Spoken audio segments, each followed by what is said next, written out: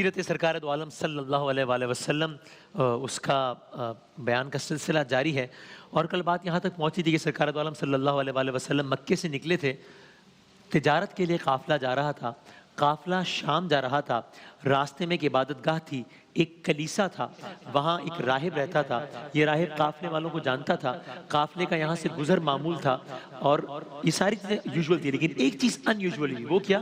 اب کی دفعہ جب یہ قافلہ آیا جس میں سرکار دو عالم صلی اللہ علیہ وآلہ وسلم بھی شامل ہیں، تو اس راہب نے اپنے قاصد کو یا اپنے خدمتگار کو بھیجا، قافلے والوں کے پاس بھیجا کہ ہم آپ کی دعوت کرنا چاہتے ہیں، آپ آئیے اور ہمارے ساتھ کھانا تناول فرمائیے، اور یہ سارے کے سارے لوگ اندر یعنی وہاں عبادت گاہ میں گئے دعوت کے لیے۔ اور ہم نے کل یہیں پہ واقعہ روکا تھا کہ یہاں پر اس راہب نے کچھ گفتگو کی جو کہ بہت امیزنگ تھی، بڑی حیرت انگیز تھی، دلچسپ تھی، اور گفتگو ایسی تھی کہ اس کے نتیجے میں اس سفر کا رخ ہی تبدیل ہو گیا، اور سرکار دو عالم صلی اللہ علیہ وآلہ وسلم شام نہیں گئے، مکہ آ گئے۔ یہ عرض کرتے ہیں کہ معاملہ کیا ہوا؟ اس دعوت کے دوران وہ راہب حضرت ابو طالب سے گویا ہوا، کہا ان سے کہ آپ جانتے ہیں کہ یہود و نصارہ بہت شدت سے ایک نبی کی آمد کا انتظار کر رہے ہیں۔ یہ عیسائی راہب کہہ رہا ہے کہ یہود و نصارہ بہت شدت سے ایک نبی کی اس دنیا میں آمد کا انتظار کر رہے ہیں۔ میں خود ان کا ایک بہت بڑا عالم ہوں، میں آپ سے یہ عرض کر رہا ہوں کہ ہماری کتابوں میں جو کچھ لکھا ہوا ہے، اس بچے میں وہ تمام کی تمام نشانیاں موجود ہیں جو اس آنے والے عظیم المرتبت نبی میں ہوں گی۔ عیسائی راہب کہہ رہا ہے کہ ہماری کتابوں میں جس کا تذکرہ ہے اس بچے میں وہ ساری کی ساری نشانیاں موجود ہیں، لیکن ساتھ اس نے ایک بات اور کہی، کہا دیکھیے یہ بچہ بنی اسرائیل میں سے نہیں، بنی اسماعیل میں سے ہے، اور آپ جانتے ہیں تفصیل سے بیان کیا تھا کہ بنی اسرائیل ایک سلسلہ حضرت ابراہیم کی اولاد، اور وہاں سے آگے چلی نسل، اور حضرت ابراہیم کی دوسری اولاد حضرت اسحاق سے ایک دوسری نسل آگے چلی، وہ بنی اسرائیل، اور یہ بنی اسماعیل۔ سرکار دو عالم بنی اسماعیل میں سے تھے، تو یہ عیسائی راہب کہتا ہے کہ دیکھیے یہ بچہ بنی اسرائیل میں سے نہیں ہے، بنی اسماعیل میں سے ہے، اس لیے اس بات کا قوی امکان ہے، اس کے چانسز ہیں، اس بات کا خدشہ ہے کہ جو بنی اسرائیلی ہیں، یعنی یہودی، آپ شام جا رہے ہیں، یہودی یہ اس بچے کو وہاں نقصان پہنچا دیں، تو بس آپ قافلے کو چھوڑیے، آپ اس بچے کو شام مت لے جائیے، کیونکہ وہاں وہ لوگ موجود ہو سکتے ہیں، تو آپ اس کو واپس مکے لے جائیے، دشمنوں سے اس کی حفاظت کیجیے۔ ایسا ہی ہوا، قافلہ شام روانہ ہو گیا، حضرت ابو طالب اپنے بھتیجے محمد مصطفیٰ صلی اللہ علیہ وآلہ وسلم کے ساتھ مکہ روانہ ہو گیا۔ یہ ایک اور اہم واقعہ سرکار کی سیرت سے۔ آگے بڑھتے ہیں، سیرت کا سلسلہ۔ اپنے خاندان کی حفاظت میں پرورش پاتے رہے، عمر کے مختلف مراحل طے کرتے رہے، یہاں تک کہ جب آپ کی عمر تقریباً 13-14 برس تھی تو آپ نے اپنے چچاؤں کے ساتھ ایک جنگ میں حصہ لیا، جنگ فجار یا فجار۔ کیا ہوا تھا؟ دشمنوں نے مکے والوں پر حملہ کر دیا تھا، اور اس جنگ میں سرکار دو عالم صلی اللہ علیہ وآلہ وسلم کی ذمہ داری، ابھی 13-14 سال کے ہیں، اور آپ کی ذمہ داری یہ تھی کہ آپ اپنے چچاؤں کو تیر چن چن کر دیتے تھے اس جنگ میں۔ آگے بڑھتے ہیں، بھرپور جوانی میں سرکار دو عالم صلی اللہ علیہ وآلہ، ابھی سوشلی کتنا ایکٹیو تھے یہ اس واقعے میں دیکھیے۔ بھرپور جوانی، سرکار دو عالم صلی اللہ علیہ وآلہ وسلم نے جب مکے میں کمزوروں کے ساتھ ظلم دیکھا، جب مکے میں غریبوں کے ساتھ زیادتی دیکھی، جب مکے میں خواتین کے ساتھ آپ سب جانتے ہیں کہ کیا کیا حالات ہیں، یہ سارا معاملہ دیکھا، تو آپ نے اپنے ہم خیال ابھی اعلان نبوت تو ظاہر نہیں ہوا نا، تو بظاہر تو آپ نے اس موقع پہ اپنے ہم خیال نوجوانوں کے ساتھ مل کر ایک حلف اٹھایا، یا اگر میں آج کل کی زبان میں کہہ دوں ایک کانٹریکٹ سائن کیا، ایک معاہدہ سائن کیا کہ ہم سب مل کر ظالم کے خلاف مظلوم کی مدد کریں گے۔ بظاہر یہ بات کہنے میں بڑی سمپل سی لگ رہی ہے کہ کانٹریکٹ ہو گیا کہ جناب، اس زمانے کا سارا ماحول سوچئے، ظلم اور ستم سوچئے، ایسے میں سرکار دو عالم صلی اللہ علیہ وآلہ وسلم ہم خیال نوجوانوں کے ساتھ معاہدہ کر رہے ہیں کہ جہاں کسی ظالم کے ساتھ کوئی ظلم ہوگا ہم سب مل کر اس ظالم کی مدد کریں گے، مظلوم کے خلاف آواز بلند کریں گے۔ اس معاہدے کو کہا گیا حلف الفضول، اس لیے کہ اس معاہدے میں فضل نام کے ایک سے زائد نوجوان شامل تھے، نام پڑ گیا حلف الفضول۔ بہت عرصے بعد مدینے میں ایک مرتبہ سرکار دو عالم نے اس معاہدے کا تذکرہ کیا صحابہ کرام سے، اور کہا کہ یہ اتنا عمدہ معاہدہ تھا کہ اگر آج بھی، جب یہ سارے حالات بدل گئے تھے، اگر آج بھی اس معاہدے کے شرکا مجھے اس معاہدے پر عمل کرنے کی، یعنی مظلوموں کی مدد کرنے کی دعوت دیں گے، تو وہ محمد مصطفیٰ صلی اللہ علیہ وآلہ وسلم کو اپنے ساتھ کھڑا پائیں گے آج بھی۔ سبحان اللہ، سبحان اللہ۔ حلف الفضول جو مظلوموں کے حق میں ظالموں کے خلاف ایک معاہدہ تھا، اس نے سرکار دو عالم کی ذات کو مکے میں مظلوموں کے ہمدرد کے طور پر نمایاں کیا کہ یہ ایک ایسا بچہ ہے، ایک ایسی ہستی ہے، ایک ایسی شخصیت ہے جو ظالموں کے خلاف ہے، مظلوموں کے ساتھ۔ آگے بڑھتے ہیں۔ اچھا، اس دور میں مال کے تحفظ کا کوئی باقاعدہ ذریعہ تو نہیں تھا،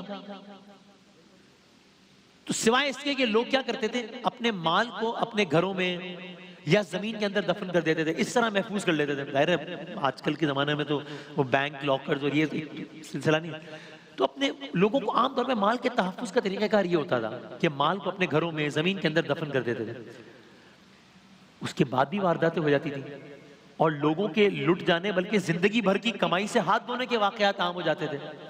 اور اس کی ایک وجہ یہ بھی تھی کہ اسٹیٹ لیول پہ سارا کام ہو رہا ہوتا تھا اکثر، چونکہ طاقتور جو تھے وہ خود ہی پولیس تھے، خود ہی عدالت تھے، ان کا کوئی کیا بگاڑ سکتا تھا۔ تو مظلوم، اس کی داد رسی اس کے سوا کچھ بھی نہیں تھی کہ بس وہ صبر کر لے اگر اس کے ساتھ کوئی زیادتی ہو جائے۔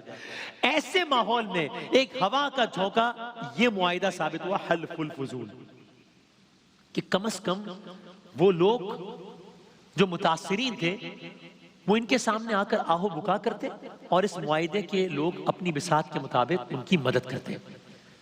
یہ وہ موقع تھا جب سرکار دو عالم صلی اللہ علیہ وآلہ وسلم نے ایک قدم آگے بڑھ کر مکے میں ایک نئے چلن کا آغاز کیا۔ وہ کیا؟ یعنی گویا آپ ایک ایسے امانت دار بن گئے جو لوگوں سے کچھ لیے بغیر ان کے مال کی حفاظت کرتے تھے۔ سبحان اللہ، سبحان۔ اب دیکھیں یہ بھی کہنے کو بڑی ایک روانی میں بات میں نے کہہ دی کہ لوگوں کے مال کی حفاظت، یہ بہت، یعنی آپ سوچیے اس زمانے میں کہ جب انسان کی زندگی بھر کی کمائی لٹ جاتی ہے، اسے معلوم بھی ہوتا ہے کہ کمائی کو لوٹنے والا یہ ہے اور وہ کچھ نہیں کر سکتا اس لیے کہ وہ طاقتور ہے۔ ایسے میں ایک نوجوان ہے جو کہتا ہے میں تمہارے مال کی حفاظت کروں گا اور اس کے عوض تم سے کچھ نہیں لوں گا۔ یہ امین تھا نا، یہ امین تھا۔ سبحان۔ اب مظلوم لوگوں نے سکھ کا سانس لیا کہ وہ اپنا مال اس نوجوان جس کا نام محمد صلی اللہ علیہ وآلہ وسلم تھا ان کے پاس رکھوا کر بے فکر ہو جاتے، اس لیے کہ انہیں معلوم تھا کہ ان کے مال کی فکر کرنے والا محمد صادق بھی ہے، امین بھی ہے۔ کیا کہنا ہے، سبحان اللہ، سبحان اللہ۔ یہیں سے لوگوں کی زبانوں پر آپ کا نام اور اس کے ساتھ ساتھ صادق اور امین کا لقب زیادہ جاری ہو گیا۔ یا رسول اللہ، سبحان اللہ۔ اور یہ ایسا لقب تھا جو آج تک مکے کی تاریخ میں کسی کو ملا نہیں تھا، اس لیے کہ اس معاشرے میں صادق اور امین کہاں۔ ایک طرف یہ پہلو، دوسری طرف ایک اور آپ کی ذات کا پہلو کیا، بالکل خاموشی سے مظلوم طبقات کی مدد کرنا، بیواؤں اور یتیموں کو ان کا رزق ان کے گھروں تک پہنچانا۔ یہ بھی کہنے کو بڑی ایک زمانے میں ایک بات ہے، سوچئے سرکار دو عالم صلی اللہ علیہ وآلہ وسلم بیواؤں اور یتیموں کو ان کا رزق ان کے گھروں تک پہنچا رہے ہیں۔ ایک اور پہلو بھی تھا، غلاموں سے تعلقات۔ اس سے پہلے حلف الفضول میں تو یہ بات کی نا ہم نے کہ جو پسے ہوتے تھے وہ آتے تھے کہ ہمارے ساتھ یہ مسئلہ ہے، ان کا مسئلہ وہ حل کر دیتے تھے، لیکن ایک پوری کیٹیگری تھی غلاموں کی جن کے ساتھ ہر جو ظلم سوچا جا سکتا ہے وہ ہوتا تھا۔ یعنی اس معاشرے میں غلام انسان تصور نہیں ہوتے تھے، وہ ایک کموڈٹی تصور ہوتے تھے جس کی ٹریڈ ہوتی تھی، ایک ایسٹ ہوتا تھا۔ تو غلام انسان تصور نہیں کیے جاتے تھے، جبکہ مکے کا اشرف ترین نوجوان ان غلاموں کے دکھ میں شریک ہوتا تھا۔ وہ اپنا درد دل اس نوجوان سے کہہ دیتے، جتنا ہو سکتا وہ ان پر سے بوجھ اتار دیتا۔ اسی لیے نبوت کے بعد حیرت انگیز طور پر آپ کی سب سے بڑھ کر مدد کرنے والوں اور ایمان لانے والوں میں زید بن حارث شامل تھے، بلال بن رباح جیسے غلام شامل تھے۔ اور جاتے جاتے آپ یہ سنیے کہ گویا واقعہ تو نبوت کے بعد کا ہے، لیکن آپ کی غم گساری کا اندازہ آپ اس بات سے لگائیے سرکار دو عالم کی، کہ واقعہ آپ کے ذہن میں ہے نا کہ جب آپ نے ایک بڑھیا کو مکے سے باہر اپنے سامان سمیت دیکھا تو آگے بڑھ کر اس کا وزن خود اٹھایا، محمد مصطفیٰ نے صلی اللہ علیہ وآلہ وسلم آگے بڑھ کر بڑھیا کا وزن خود اٹھایا، کہا لاؤ میں تمہارا، الفاظ میرے مفہوم یہ، لاؤ میں تمہارا وزن، اب اللہ اکبر، میں تمہارا وزن اپنی کمر پہ لاد کے تمہارے گھر چھوڑ آتا ہوں، جہاں مہر نبوت، میں اپنا وزن تمہاری کمر پہ لاد کے، اپنی کمر پہ لاد کے تمہارے گھر چھوڑ آتا ہوں۔ مکے جیسے معاشرے میں ایسی نیکی، تو اب وہ بیچاری اب جو بڑھیا تھی یعنی اس کا کیا بدلہ دیتی وہ؟ بس وہ سارا راستہ ایک نصیحت کرتی رہی. کیا مطلب؟ وہ بڑھیا کہتی رہی بیٹا تم تو جانتے ہو نا مکے میں ایک شخص آ گیا ہے, کہتے ہیں کہ ساحر ہے, جادوگر ہے, اور لوگوں کو اپنی باتوں سے گمراہ کر رہا ہے, اس سے بچ کے رہنا. میری دعا ہے کہ اللہ تم اس سے محفوظ رکھے. نبی اکرم صلی اللہ علیہ وآلہ وسلم نے پوچھا کون ہے؟ کہا بیٹا زیادہ تو نہیں معلوم, یہ معلوم ہے اس کا نام محمد ہے صلی اللہ علیہ وآلہ وسلم. بس میرے آقا مسکرا دیے, اس کا سامان اس کے گھر تک پہنچا دیا, واپسی کو لوٹنے لگے. پیچھے سے بڑھیا نے آواز دی ارے بیٹا اپنا نام تو بتاتے جاتے. بس آپ پلٹے, مسکرائے اور کہا میں ہی محمد صلی اللہ علیہ وآلہ وسلم. آقا کی سیرت پاک کا تذکرہ جاری ہے انشاءاللہ. کل دوبارہ یہیں سے آگے بڑھائیں گے.